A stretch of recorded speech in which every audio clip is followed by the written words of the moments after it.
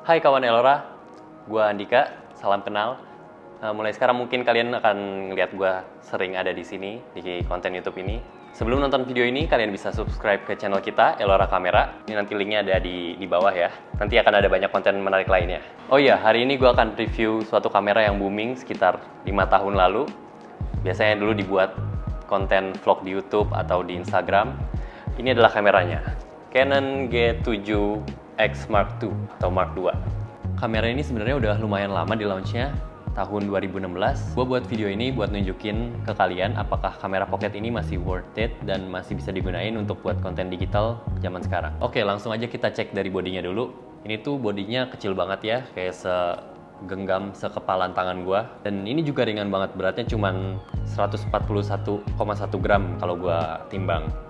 Coba kita cek sisi depannya ya. Ini ada tulisan Canon di kirinya dan G7X di sebelah kanan dengan lensanya yang dia bakal keluar ketika dinyalain. Di sebelah kiri kamera ini ada switch untuk pop-up flash juga. Di sebelah kanan ada dua port, satu untuk micro USB dan satu untuk mini HDMI. Oh iya, ini juga ada tombol WiFi buat transfer foto dan remote shooting. Jadi itu enak buat kalian yang suka traveling dan males ngedit-ngedit di laptop. Di bagian atas ada tombol on and off, shutter button, dan switch buat zoom. Ini buat nge-zoom kameranya, optical zoom ya. Ada juga mode dial di sini untuk ganti mode dan exposure compensation untuk membantu kalian ngatur tingkat brightness atau tingkat kecerahannya. Di bagian belakangnya ada layar 3 inch dan ini bisa di flip 180 derajat, jadi enak buat ngevlog atau buat ngerekam diri sendiri. Layarnya juga udah touchscreen. Di sebelah kanan layar ini ada tombol ring function, tombol record video, dan ada dial pad. Ini kalian bisa set shooting drive, atur mode fokus, mengatur flash, dan mengatur info yang bakal kelihatan di layarnya. Di bawahnya ada tombol playback untuk melihat hasil foto dan video yang sudah kalian shoot. Dan di sebelah kanan playback ada tombol menu untuk ngatur settingan lainnya. Bagian bawahnya ini ada mount untuk tripod, terus ada slot untuk baterai dan SD card. Oke, kita lanjut ke speknya ya. Jadi kamera ini tuh pakai sensor berukuran 1 inch. Buat yang nggak ngerti maksudnya, jadi ini ukuran sensor kebanyakan kamera pocket. Ini tuh sensornya lebih kecil dari kamera micro four third kayak kamera Lumix dan Olympus, tapi sensor ini lebih besar dibandingkan sensor kamera HP kalian. Lalu untuk resolusi, kamera ini punya resolusi 20,1 megapiksel CMOS sensor, jadi udah pasti detail dan jernih hasil fotonya, dan juga menggunakan prosesor Digic 7.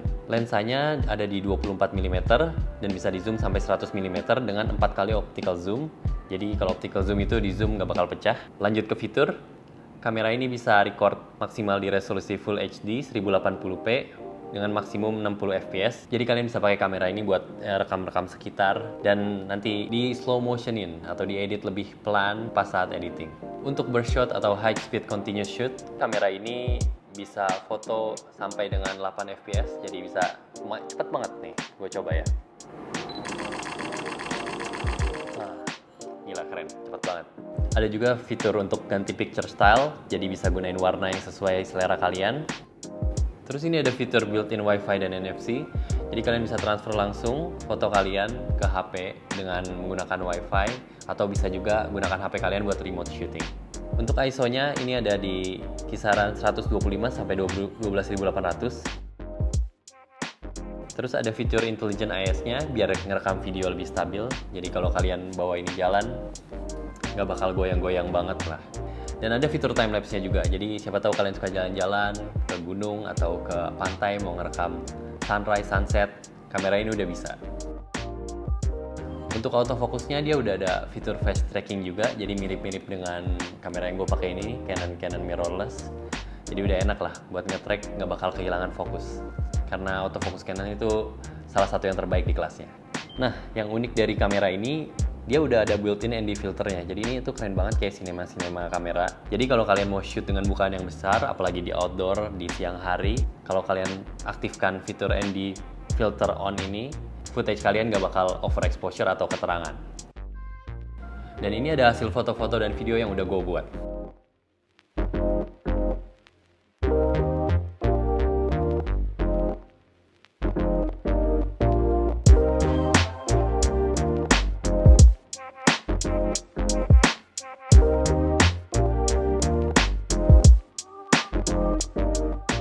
Nah, gimana hasilnya? Kira-kira kalian tertarik nggak buat meminang kamera ini? Karena gue udah bahas fitur-fitur tadi ya, itu udah termasuk kelebihan-kelebihan kamera ini, jadi sekarang gue akan bahas kekurangannya. Yang pertama, dia ini nggak ada colokan buat eksternal mikrofonnya, jadi mau nggak mau harus pakai mic internal atau mungkin external recorder kayak zoom gitu. Nah, jadi sayang banget, padahal ini kamera bagus buat ngevlog. Yang kedua, baterai life-nya kelihatan biasa banget, karena dia juga cuma bisa 265 shot gitu per baterai, dan mungkin nggak bisa tahan seharian baterainya. Yang ketiga, ini kameranya belum 4K, ya iyalah ini 5 tahun lalu kan, jadi wajar kalau belum 4K, cuman buat zaman sekarang kayak orang udah pada beralih ke 4K. Kalau misalnya kalian minat dengan kamera pocket yang bisa 4K, mungkin kalian bisa cek Sony ZV-1 ya. Terus yang terakhir ini kayak banyak buffering gitu, jadi kalau habis foto tuh ada tulisan busy-nya gitu. Jadi kalau habis foto, misalnya foto yang sering-sering, kayak dia bakal buffering, ada busy-nya, jadi nggak langsung balik ke mode foto lagi. Kayak ada loadingnya bentar gitu. Jadi guys, ini adalah pertanyaan penting yang sering gue tanyain. Jadi buat siapa kamera ini? Kalau menurut gue, kamera ini cocok banget buat kalian yang suka bikin konten, walaupun dia cuma bisa 1080p atau Full HD, tapi udah cukup lah. Siapa tahu kalau kalian suka bikin konten YouTube, nge-vlog, bikin TikTok juga bisa pakai kamera ini sekarang. Ya pokoknya udah lengkap lah buat kalian yang juga yang nggak mau ribet sama ganti-ganti lensa. Kayak males, nggak ngerti nih harus pakai lensa apa, lensa bagus yang mana. Mending kalian beli kamera ini nih, udah kecil, enak, lensanya udah bisa ngezoom dari 24 sampai 100 mm. Dan satu lagi, menurut gue ini cocok buat kalian yang mau belajar kamera, karena di sini juga ada mode manualnya, jadi kalian bisa main-main dengan ISO, aperture, dan juga shutter speednya. Oh iya, gue hampir lupa buat ngasih tahu harganya. Jadi ini harga barunya sekitar 6-7 jutaan, tapi kalau di Aurora Kamera, karena kita jual fokus second hand kamera, harganya ini sekitar 4 jutaan. Yang gue review ini itu 4.500.000 dan kelengkapannya full set dengan box dan aksesoris-aksesoris lainnya. Jadi itu murah banget ya, kamera di bawah 5 juta. Udah bisa shoot video stabil dan sangat portable. Enak buat dibawa kemana-mana, buat jalan-jalan. Jadi kalau kalian tertarik sama kamera ini, ataupun mau cari-cari kamera lain, kamera second yang masih kondisinya bagus banget, kalian bisa cek link di bawah. Di bawah akan gue kasih Instagramnya dan juga ada nomor HP-nya kalau kalian mau tanya-tanya sama admin Aurora. Oke, segitu aja guys. Thanks sudah nonton. See you next time. Bye.